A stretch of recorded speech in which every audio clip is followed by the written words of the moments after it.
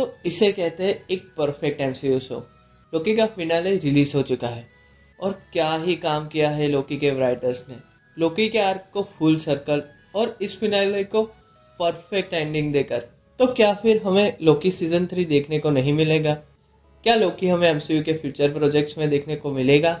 और सबसे इम्पोर्टेंट सवाल कि क्या लोकी एमसीयू का सबसे पावरफुल कैरेक्टर बन चुका है? तो आज इसी सब चीजों पे हम बात करेंगे, तो वीडियो को शुरू करते हैं। तो एपिसोड की स्टार्ट में मार्वल का इंट्रो आता है हर बार की तरह, पर इस बार वो रिवर्स में चल रहा होता है, यानी कि टाइम में पीछे, जो कि लोकी इस एपिसोड में करने वाला होता है। ये मार्वल की अच्छी फोरशोडोइंग थी इस एपिसोड को लेकर। तो एपिसोड 5 के एंड सीन से ही इस एपिसोड की शुरुआत होती है, जहाँ लोकी विक्टर टाइमली के लूम में जाने से पहले वाले टाइम में पहुंचता है और एक बार फिर से विक्टर टाइमली की स्पगेटी बन जाती है।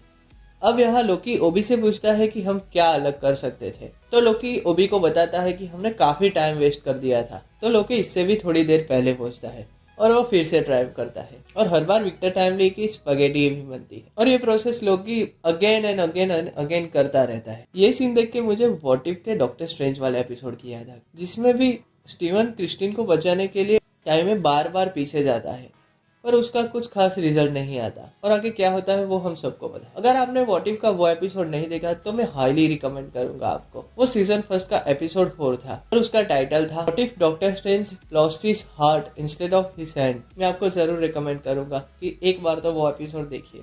तो खैर लोकी के फिनाले पे आ जाते हैं। तो अब लोकी खुद से ही मैकेनिक्स, फिजिक्स और इंजीनियरिंग को सीखने का डिसाइड करता है और ओबी को वो पूछता भी है ये सीखने में उसे कितना वक्त लगेगा, और वो भी बताता है सेंचुरीज। और उसके बाद के सीन में हमें स्क्रीन में जो दिखाया जाता है वो होता है सेंचुरीज लेटर, यानी कि 100 सालों तक बंदे ने क्वांटम फिजिक्स और इंजीनियरिंग सीखी। और इतना सीखने के बाद लोकी अपने आप से ही सारे मशीन्स ऑपरेट करने लगता है और यहाँ तक कि विक्टर टाइमली के सूट में जो भी प्रॉब्लम्स होते हैं वो रिसोल्व कर देता है। और फाइनली पहली बार विक्टर टाइमली की स्पगेटी नहीं बनती और वो लूम को एक्सपांड करने में कामयाब हो जाता है और सबको ऐसा ही लगता है। पर फिर से ब्रांच टाइमलाइंस बनने लगती है और लूम एक्सप्लोर होने लगता है। वहाँ टाइमली बताता है कि ब्रांच टाइमलाइंस की भी डुप्लीकेट बन रही है, यानी कि ब्रांच टाइमलाइंस की भी ब्रांच टाइमलाइंस बन रही है और ये प्रोसेस इनफाइनाइट तक चलेगा, पर वो सब लूम को इनफाइनाइट तक एक्सपांड नहीं कर सकते।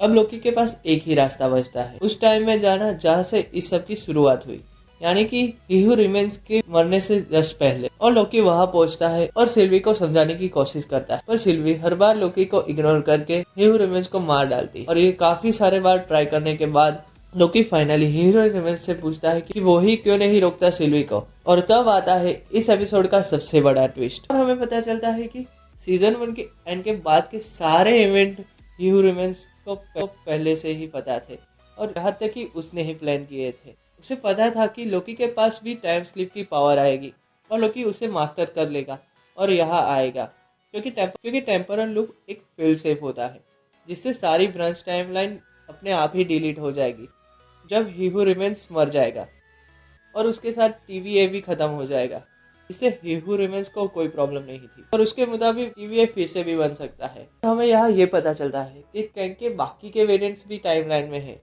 जबकि सीजन 1 में ही हू रिमेन्स ने बताया था कि मल्टीवर्सल वॉर के बाद वो ही एक लौता कैंग का वेरिएंट बचा है।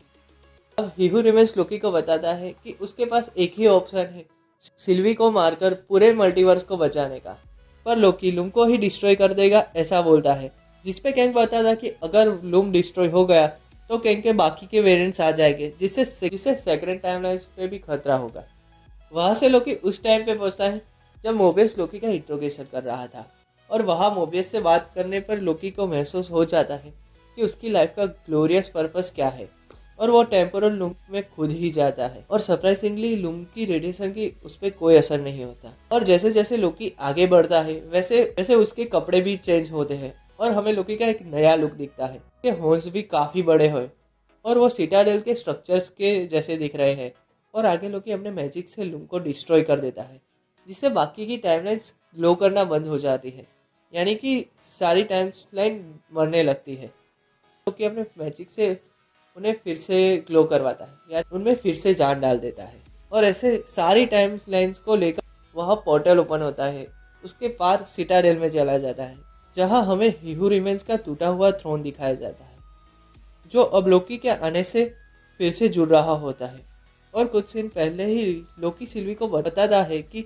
The last thing that I want is the throne, but आखिर में यही होता है, उसे ही उस थ्रोन पर बैठना पड़ता है। और शायद यही था लोकी का ग्लोरियस पर्पस, जो कि एपिसोड का टाइटल भी था।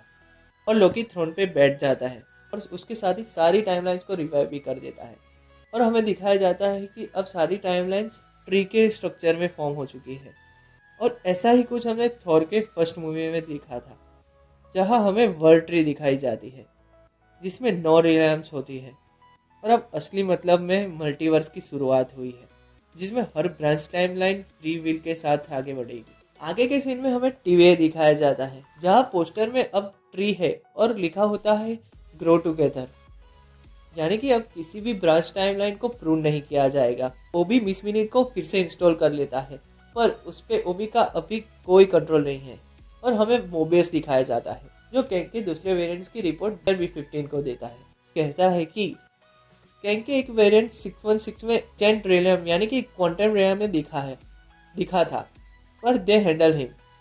यहाँ एंडमैन 3 में दिखने वाले कैंग द कॉन्करर की बात हो रही है। और आगे के सीन में हमें रेवोना वॉइड में दिखाई जाती है, जहां हमें एक पिरामिड भी दिखाया जाता है, जो सीधा रेफरेंस है रामाटूट का। और वहां हमें टीवीए का भी रेफरेंस दिखाया जाता है, यानी कि टीवीए और रामाटूट का कोई कनेक्शन रह चुका है पास्ट में, जो हमें शायद आगे की मूवीज या शो में पता चलेगा। और इसी के साथ लोकी का फिनाले यही खत्म हो जाता है। एक मिड क्रेडिट सीन भी है, जिसमें लोकी एंड ऑफ टाइम में इन सब टाइमलाइन पे नजर रखते हुए दिखाया जाता है। तो क्या अब लोकी हमें आगे नहीं देखने को मिलेगा? तो इसका जवाब है एटलीस्ट जब तक उसकी जगह थ्रोन पे बैठने वाला कोई और ना मिल जाए तब तक। और क्या लोकी का सीजन 3 आएगा? अभी इसकी कोई कंफर्मेशन तो नहीं हुई है, पर इसके चांसेस 50-50 है, क्योंकि स्टोरी आर्क वाइज तो ये कंप्लीट हो चुका है और लोकी को एक क्लोजर भी मिल चुका है। और कैंग हमें आगे आने वाली मूवीज कैंग डायनेस्टी में देखने वाला है। तो हाँ, अभी सीजन 3 के बारे में कुछ कहा नहीं जा सकता, पर हाँ, लोकी हमें आगे फ्यूचर में ज़रूर देखने को मिलेगा, क्योंकि टेक्निकली लोकी एमसीयू का सबसे पावरफुल कैरेक्टर बन चुका है। और कैंग डायनेस्टी और सीक्रेट वॉर्स में लोकी का काफ़ी इंपॉर्टेंट रोल हो सकता है। तो यही था लोकी के फिनाले का ब्रेकडाउन। अभी काफ़ी चीज़ ऐसी है जिसके आंसर हमें अभी तक नहीं मिले, पर वो सब हम दूसरे वीडियोस में डिस्कस करेंगे। इस वीडियो में इतना ही। आपको ये वीडियो कैसी लगी हमें कमेंट में बताएं। और आपके पास भी लोकी के फ्यूचर को लेकर कोई थियरीज है या कोई सवाल है तो हमें कमेंट में बता सकते हैं। और ऐसे ही वीडियोस के लिए हमारे चैनल को सब्सक्राइब करें। तो क्या एक्समैन एमसीयू में इंट्रोड्यूस हो चुके हैं? जानने के लिए ये वीडियो देखिए। मैं आपको वही मिलूंगा। बाय।